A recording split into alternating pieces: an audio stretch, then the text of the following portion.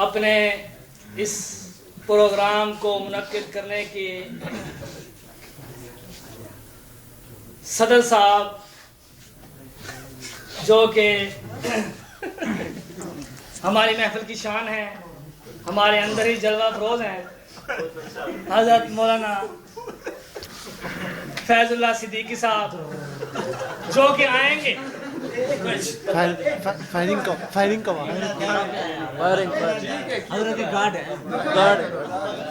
हज़रत मौलाना आएंगे। और मैं आपको बता देना चाहता हूँ, पहले भी मैंने कहा था, साथ साथी जो अब आए हैं उनके गुनाह होगा। हमारे प्रोग्राम को कैंसिल करने में बहुत सारों की साजिश हुई, बहुत सारों ने वो किया। हज़रत आपको खुद ब्रीफिंग देंगे सदर साहब कि हमारे क्या मुश्किलात पेश आई और हमने किस तरीके से जो है इस प्रोग्राम को आपके सामने पेश किया और क्या हमारी वो है हज़रत मौलाना साहब जो है वो आपको खुद फायरिंग का अस्सलाम वालेकुम वरहमतुल्लाहि वबरकातुहू। मैं हज़रत मौलाना वाजिद अली साहब और हज़रत मौलाना काशिफ साहब के बहुत मशकूर हूँ कि उसने तो मैं उर्दू में करूँगा, लेकिन तुम न मुझे देखो न उर्दू को देखो।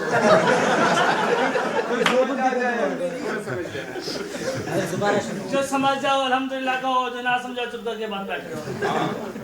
इसकी बहुत मशकूर हूँ कि इन्होंने ऐसे प्रोग्राम बनाया और दिन रात एक किया। हम देख रहे थे, अक्सर तलबा इम्तिहान की मेहनत में लगे हुए थे, ये बेचारे प्रोग्राम की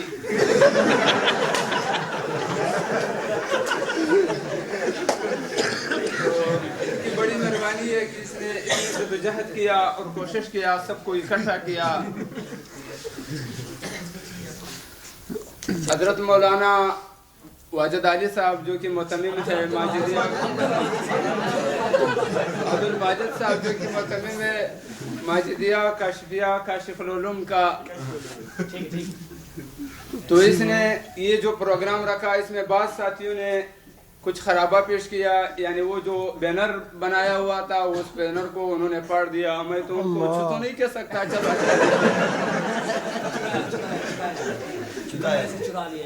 चुरा लिए। तो शायद वो अगर इधर बैठा है तो वो सुन लेगी, लेकिन उन्होंने अच्छा नहीं किया है। दूसरी बात यह है कि कुछ लतीफ़े है दो तीन, एक पठानों के साथ मुअल्लक़ है और दूसरा जो है पंजाबी के साथ। तू चुप इधर कहाँ दिन और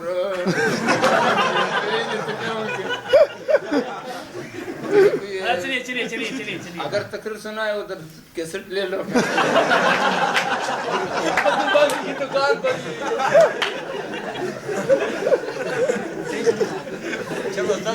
तो एक तो ये है कि एक बादशाह ने कुछ आदमियों को बुलाया, एक था बलोच, दूसरा पठान और तीसरा पंजाबी। उनको कहा कि आप ऐसे करो, हम आपको एक बंदरी देते हैं, अगर आपने उससे अगर हर कोई कोशिश करे जिसने ज्यादा बच्चे जनवा दिया इनसे तो हम उनको इनाम देते हैं। चलो हर कोई गया, कोशिश करता रहा। बलोच आया और बहुत सुस्ता रहा है। बादशाह ने जब एक दो बंदरी उसके साथ है तो बादशाह ने कहा है कैसे, कहता है बादशाह बहुत कोशिश किया लेकिन ये दो बच्चे उससे जनवा दिया, लाया हूँ। तो लोग इंतजार करें कि पठान आएगा, वो बहुत ज्यादा लेके आएगा। दूसरी बार पंजाबी आया, उसने एक लाया था। कहता है बहुत कोशिश किया, बस नहीं हो सकता। खैर को पठान कुछ देर हो गया, आ गया। जब आया था उनके पास भी एक है, तो उससे पूछा कि आपने क्यों ऐसे कमजोर हो गया है? एक कहता है वो लोगों को तूने बंदरी दी हुई थी, मुझे बंदर दिया।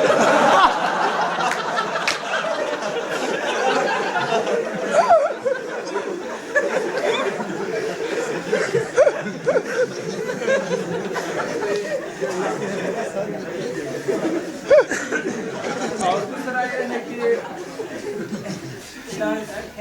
दो साथी सफर कर रहे थे, एक पठान था दूसरा पंजाबी, दोनों गाड़ी में सफर कर रहे थे। आगे आ जी सफर कर रहे थे, दोनों इकट्ठे बैठे। वो इधर पठान बैठा है, इधर पंजाबी। चलो ये जो पंजाबी बैठा है इसने इससे थोड़ा सा हवा खारिज कर दिया। तो लोग सारे पठान को देख रहे हैं। अब वो हैरान हो गया कि अब क्या करूं। उसने गाड़ी वाले को कहा कि गाड़ी रोको, इसने टट्टी किया है। उसने कहा टट्टी नहीं किया है, मैंने सिर्फ पट मारा है।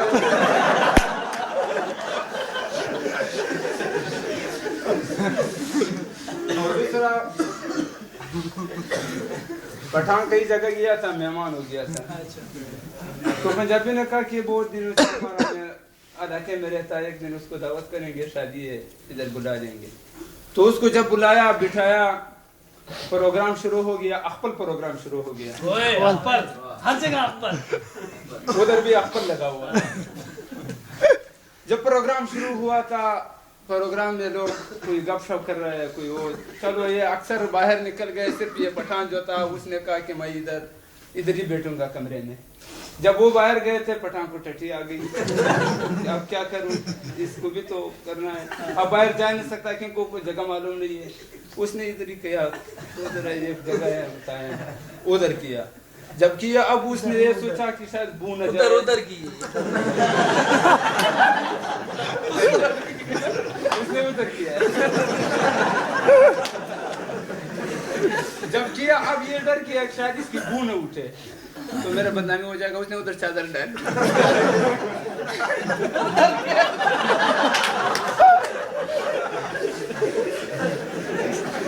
चादर डाल दिया।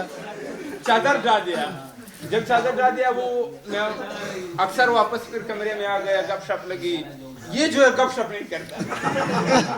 ये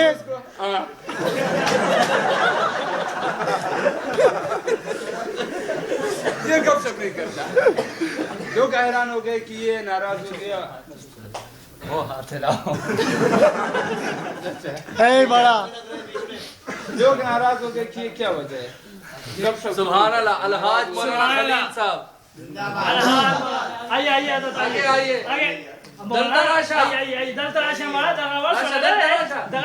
जगह खुला था। आइए शर्मिंदा ना कीजिए, इधर आइए। आइए यार, पछतो दगा बरस रहे थे, जगह खुली था, कंबलदार रजाई था। आइए चलो। तो लोगों ने बताया था कि इधर एक औरत है, वो पश्तो में गाना गाती है। उसको इसके साथ ले आओ कि वो गाना गाए और ये कुछ खुश हो जाए, क्योंकि ये परेशान बैठा है। और ये परेशान इस वजह से कि इसकी बू न उठे।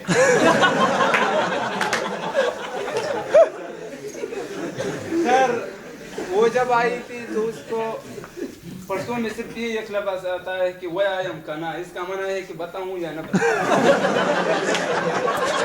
वो जब आया था, इनको कहा था कि वह आयम काना। इसने पैसे दिया कि मत कहो। और ये औरत फिर ये समझती है कि मेरा गाना पसंद है। तो पता नहीं है, बार बार जब चक्कर लगाता है तो यही लफ्ज़ कहता है बताऊं काना, यानी वह आयम काना। आखिर उस तंग आकर पैसे तो सारे उन्होंने दिया। आखिर उसने कहा तूने क्या बताना है, मैं खुद बताऊंगा।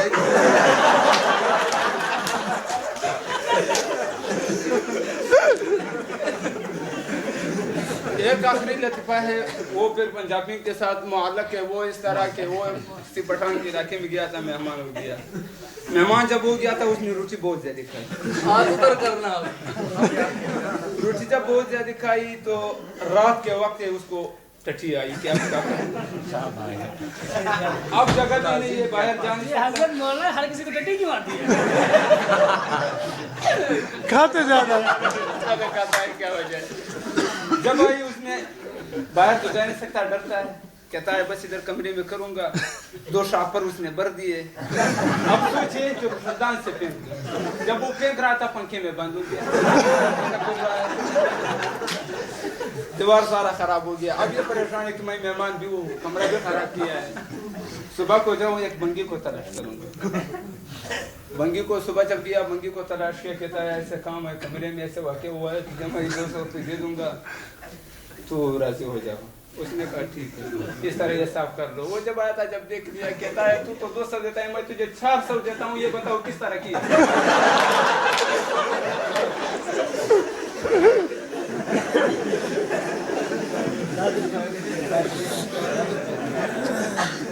बात शख्सियत